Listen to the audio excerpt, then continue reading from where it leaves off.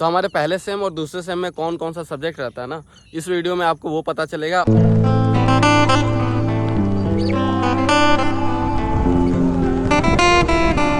Hello everyone, welcome back to another video. तो आप लोगों में से बहुत से लड़के मुझे मैसेज कर रहे थे कि हमारा जो पहला सेम में सब्जेक्ट क्या क्या रहता है ना, वो मुझे बता दो। तो एक एक बंदे को बताऊंगा तो बहुत टाइम लग जाएगा, तो मैंने सोचा एक छोटा सा वीडियो बना देता हूँ। अभी मैं फ्री बैठा था। तो हमारे पहले सेम और दूसरे सेम में कौन कौन सा सब्जेक्ट रहता है ना, इस वीडियो में आपको वो पता चलेगा। बीटेक सीएससी स्टूडेंट जिन्होंने हमारे कॉलेज में एडमिशन लिया है ना, ये वीडियो बस उनके लिए है। बीटेक सीएससी में जो जो सब्जेक्ट रहता है, ये वीडियो उसके ऊपर है। तो पहले सेम में कौन कौन सा सब्जेक्ट रहेगा और दूसरे सेम में कौन कौन सा रहेगा। तो पहले हम स्टार्ट करते हैं पहले सेम में क्या क्या रहेगा। आपने बीटेक सीएससी में एडमिशन लिया है तो आपको लगेगा कि आप कंप्यूटर पे ही सारा मतलब पढ़ाई करोगे, कोडिंग ही करोगे, बस यही करोगे। लेकिन नहीं, आपने बीटेक सीएससी में एडमिशन लिया है लेकिन उसके अलावा आपको बहुत कुछ पढ़ना है। तो भले ही आपने बीटेक सीएससी में एडमिशन लिया है लेकिन आपको पढ़ना बहुत कुछ ही पड़ेगा। जैसे आप लोग सोच रहे होगे कि 12 तक मैथ पढ़ा है, फिजिक्स पढ़ा है, केमिस्ट्री थोड़ा बहुत पढ़ा है, तो ये सबसे आपको पीछा छुड़ाना था। लेकिन ऐसा नहीं है, आपको फिर से ये सब पढ़ना पड़ेगा। मैं भी कॉलेज में आकर यही सोचा था कि बीटेक सीएससी में बस कंप्यूटर पे पढ़ाई होगा, तो मैथ ये सबसे पीछा छूट गया। लेकिन ऐसा बात नहीं है, मैथ फिजिक्स इसमें भी है। लेकिन एक सेम ही आपको मिलेगा फिजिक्स, मैथ लेकिन आपको दो सेम तक आई थिंक मिलेगा। जैसे हमारा पहला सेम और दूसरा सेम दोनों में मैथ था, लेकिन थर्ड सेम में भी शायद मैथ है और फोर्थ सेम में पता नहीं होगा कि नहीं। मतलब 3 सेम में तो पक्का आपको मैथ मिलेगा। तो टोटल आपको पहला सेम में क्या क्या सब्जेक्ट रहता है ना, वो हम स्टार्ट करते हैं। पहले हम स्टार्ट करते हैं कोडिंग का, नहीं पहले हम स्टार्ट करते हैं कोडिंग के अलावा क्या क्या आपका सब्जेक्ट रहेगा। तो पहला सेम में जो आपका पहला सब्जेक्ट है ना, जो कोडिंग के अलावा रहेगा, वो है मैथ, जो कि थोड़ा बहुत हार्ड रहेगा। इंटीग्रेशन वगैरह है 12 बेस, मतलब 12 में जो था ना, सिंपली उसी को अपग्रेड कर दिया इन्होंने। उसका नाम है डिस्क्रीट मैथमेटिक्स। पहला सेम में आपका ये रहेगा। तो ये थोड़ा टफ रहता है, अगर आपको इसमें पास करना है ना तो थोड़ा बहुत पढ़ना तो पड़ेगा। बस पहला सेम का जो मैथ था ना, वो सबसे टफ था। उसके बाद जो सेकंड सेम में मैथ रहता है वो थोड़ा इजी रहता है। पहले सेम के अनुसार जो दूसरा मैथ रहता है ना, वो इजी रहता है। उसमें मतलब इंटीग्रेशन वगैरह जो रहता है थोड़ा कम रहता है, मतलब रहता है। पास होने के लिए अगर आप आधा भी पढ़ लेते हो जिसमें इंटीग्रेशन नहीं है, तो आप आराम से पास हो जाओगे। लेकिन जो पहला सिलेबस है ना पहला सेम का, उसमें इंटीग्रेशन ही बस रहता है। उसके बाद जो दूसरा सेम है वो इजी है बहुत, उसमें आप पास कर जाओगे। तो मैथ के बाद जो हमारा दूसरा सब्जेक्ट है ना, वो है पहला सेम में आपका रहेगा फिजिक्स जो है वो भी थोड़ा बहुत हार्ड है। लेकिन उसमें क्या है ना, थ्योरी पार्ट भी 1-2 चैप्टर में है। अगर आप वो भी पढ़ लेते हो, मान लो अगर आपको न्यूमेरिकल से थोड़ा प्रॉब्लम है, तो आप क्या कर सकते हो, थ्योरी पार्ट भी पढ़ सकते हो। 1-2 चैप्टर में थ्योरी पार्ट है, तो उतना काफ़ी है पास होने के लिए। उसके बाद अगर आप 1-2 न्यूमेरिकल्स भी कर लेते हो ना, तो आपका 50% से ज़्यादा नंबर आ जाएगा। तो पास होने के लिए फिजिक्स भी ठीक ठाक है। पहला सेम में आपका हो गया मैथ और फिजिक्स, ये 2 सब्जेक्ट रहेगा। और इसके बाद अगर हम बात करते हैं अपना तीसरा सब्जेक्ट के बारे में, तो अब हम बात करते हैं अपने तीसरे सब्जेक्ट के बारे में। तो तीसरा जो सब्जेक्ट है ना, वो हमारा रहेगा सॉफ्ट स्किल्स में क्या होता है, ये बेसिकली एक इंग्लिश का सब्जेक्ट है। और ये पहले ही सेम में इसलिए लग गया क्योंकि इसमें क्या होता है, इसमें आपको सिखाया जाता है इंटरव्यू कैसे दिया जाता है, प्लेसमेंट का इंटरव्यू। इंग्लिश मतलब ये टोटली इंग्लिश का सब्जेक्ट है। इसमें आपको इंग्लिश बोलना है, इंग्लिश में कैसे बात किया जाता है, इंग्लिश में कैसे इंटरव्यू दिया जाता है, ये सब सिखाया जाएगा। जैसे आपको क्लास में एकदम ब्लैक बोर्ड के पास बुलाया जाता है और वहाँ से सबको बोला जाता है कि आप कोई स्पीच दो या फिर अपना इंट्रो दो, या फिर ऐसे ऐसे आपको रोज बुलवाया जाएगा।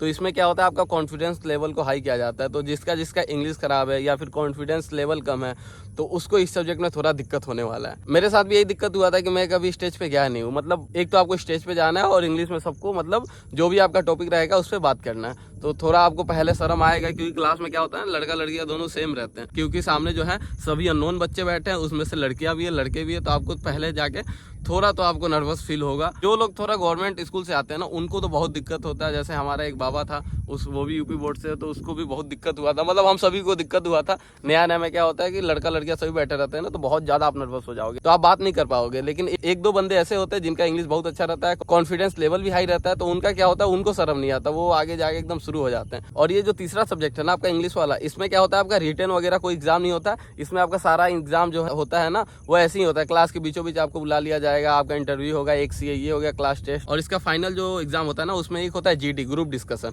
और एक होता है इंटरव्यू। ये दोनों मतलब आपको निकालना होता है। तो ये पास होना इजी है उसमें भी, अगर आप थोड़ा बहुत भी इंग्लिश सीख जाते हो तो ये सब्जेक्ट थोड़ा बहुत आपके लिए अच्छा भी है, क्योंकि इससे क्या होता है, आपको इंग्लिश थोड़ा बहुत सीखने को आ जाता है। और इसके बाद इसमें क्या होता है, आपका कॉन्फिडेंस लेवल जो है वो थोड़ा हाई हो जाता है। तो ये आपके लिए बढ़िया है। लेकिन आपको शुरू में तो परेशानी होगी, लेकिन बहुत बच्चों को नहीं भी होगी। जिसने भी हमारे कॉलेज में अभी तक एडमिशन नहीं करवाया, तो नीचे जाओ, डिस्क्रिप्शन में गूगल फॉर्म का लिंक दिया है, आप उसे फिल कर लो। हमारी टीम आपसे बहुत ही जल्द कॉन्टैक्ट कर लेगी और आपके एडमिशन करवाने में हेल्प कर देगी। और नीचे साथ ही साथ एक कॉलिंग नंबर और व्हाट्सएप नंबर भी है। आप चाहिए तो व्हाट्सएप और कॉल के थ्रू भी आपको जो भी क्वेरीज है, आपके क्वेश्चन है, वो आप पूछ सकते हैं।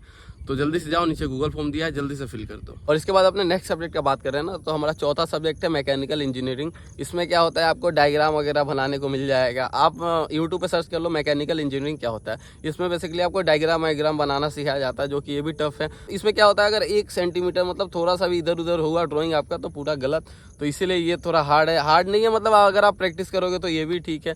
इसके बारे में हम ज़्यादा नहीं बताएंगे, ये आप सर्च कर लो। लेकिन अभी का सिलेबस जो है ना बहुत चेंज हो गया। हमारे समय बहुत टफ था, लेकिन जो आप लोगों का होगा वो आई थिंक बहुत ईजी होगा। अभी सिलेबस चेंज हो गया। हमारे समय का आप सर्च कर लो मैकेनिकल इंजीनियरिंग कैसा होता है, बहुत टफ होता है। इसका जो आधा सिलेबस है ना वो बहुत हार्ड है। हमारे समय क्या था ना इस सब्जेक्ट में, जो शुरू का 3 चैप्टर है वो बहुत ईजी था, मतलब अच्छा था, पास हो जाओगे। लेकिन जो लास्ट का 3 चैप्टर था ना, टोटल 6 चैप्टर थे, तो लास्ट वाला जो 3 चैप्टर था वो बहुत टफ था, तो हमें उसी में दिक्कत होता है। और ऐसा होता है कि जो 70% मार्क्स होते हैं ना वो पीछे के 3 चैप्टर से आते हैं, और पहले 3 चैप्टर से बस 30% के मार्क्स आते हैं। तो पास होने के लिए वो काफ़ी नहीं है, आपको पीछे वाला पढ़ना ही पड़ेगा।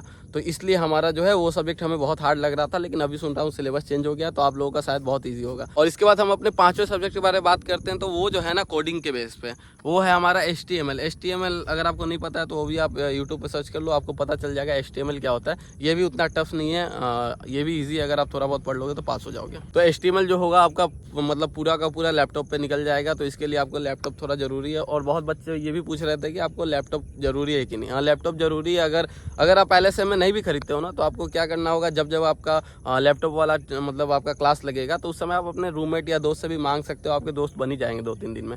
तो मान लो आपका जब दोस्त का क्लास नहीं रहेगा ना लैपटॉप का, तो आप उनका ले सकते हो। लेकिन इसमें दिक्कत क्या होता है, बहुत सारे टीचर जो होते हैं ना बिना लैपटॉप के क्लास में अलाउ नहीं करते हैं। तो आपके टीचर के ऊपर है, आपका टीचर कैसा आपको मिलता है। तो मान लो कुछ टीचर वैसे भी होते हैं जो अलाउ नहीं करते क्लास में बिना लैपटॉप के, तब आपको लैपटॉप खरीदना ही पड़ेगा, नहीं तो आपको हमेशा मांगते रहना पड़ेगा। आपको 4-5 दोस्त बनाने होंगे। तो ये हो गया हमारा HTML, जो कि ईजी है। आप तो इसके बाद हम बात करें अपने नेक्स्ट सब्जेक्ट के बारे में, तो वो है पाइथन। हमारे समय क्या था ना, पाइथन हमें पढ़ाया गया था, लेकिन उसके पहले सी पढ़ाया जाता था। तो हम भी जब यहाँ आए थे तो सीनियर से पूछा था हमने भी, तो उन्होंने सी बताया था कि पहले से हमें सी पढ़ाया जाता है, सी लैंग्वेज। तो हमने सी पढ़ के आया था। लेकिन जब हम यहाँ पे आए तो देख रहे सी नहीं, पाइथन पढ़ाया जा रहा है। तो पाइथन सी में क्या डिफरेंस है ना, पाइथन थोड़ा इजी है, सी थोड़ा टफ है। तो अगर आप पाइथन या सी दोनों में से कोई भी सीख लेते हो ना, तो लगभग दोनों का जो लॉजिक होता है ना वो सेम ही होता है। अगर आप एक भी सीख जाते हो तो दूसरा जो है आपके लिए ईजी हो जाता है। तो आपको क्या करना है, आप पाइथन ही पढ़ लो, क्योंकि हमें पाइथन पढ़ाया गया था। बहुत पहले से सी पढ़ाया जा रहा था, लेकिन अब जो है पाइथन पढ़ाया जा रहा है। तो आप ये भी कर सकते हो, थोड़ा वो सी भी पढ़ लेना। तो मेन जो बीटेक CSC का आपको काम आने वाला है ना, वो है कोडिंग। वो पाइथन सी यही सब है। मेन आपका जो प्लेसमेंट होता है उसमें आपको पाइथन और C++ इसी का क्वेश्चन पूछा जाता है। तो मेन अगर आपको प्लेसमेंट चाहिए तो आप इस चीज़ से मजाक मत करना।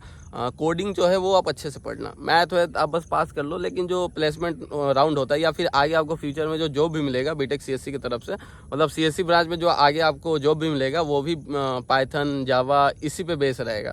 अगर आपको कोडिंग नहीं आएगा तो आपको जॉब नहीं मिलेगा। तो ये मत सोचो हमें मैथ में ज़्यादा नंबर लाना है, मैथ पढ़ना है या फिर मैकेनिक्स पढ़ना है, ये सब मत देखना। आपको बस अगर जॉब चाहिए तो आपको क्या प्लेसमेंट के लिए पढ़ना होगा आपको कोडिंग। कोडिंग क्या होता है, सी, पाइथन, C++। तो ये आप अच्छे से पढ़ लेना है कि इसमें मजाक मत करना। पाइथन पढ़ लेना। पाइथन अगर आप पढ़ लेते हो ना, या फिर C++, तो आपको बहुत अच्छा पैकेज लग जाएगा। यही होता है। बहुत बच्चों के साथ क्या होता है ना, वो बस पासिंग मार्क्स के लिए भी मतलब सी और पाइथन पढ़ लेते हैं, तो आगे जाके उनका प्लेसमेंट नहीं इसीलिए नहीं होता है। तो आपको अगर प्लेसमेंट चाहिए तो आपको जो कोडिंग लैंग्वेज है वो आपको अच्छे से पढ़ना होगा। इंटरव्यू में बस इसी के ऊपर बेस में क्वेश्चन पूछा जाता है। तो ये हो गया हमारा कोडिंग वाला। और इसके बाद जो हमारा पहले सेम में जो लास्ट सब्जेक्ट था ना, वो है कंप्यूटर ओरिएंटेशन। इसका जो कोर्स कोड है वो है 111 आई थिंक, मुझे जहाँ तक याद है। तो इसका कोर्स कोड 111 है।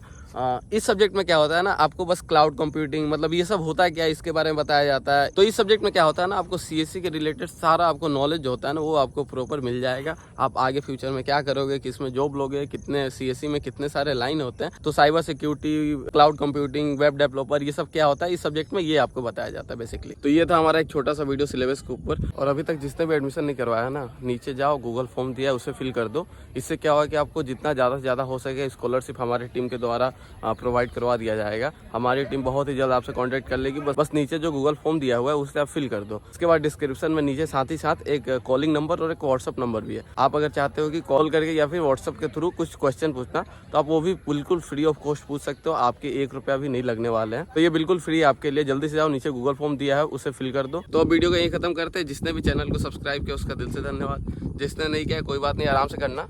मिलते हैं नेक्स्ट वीडियो में, तब तक के लिए बाय।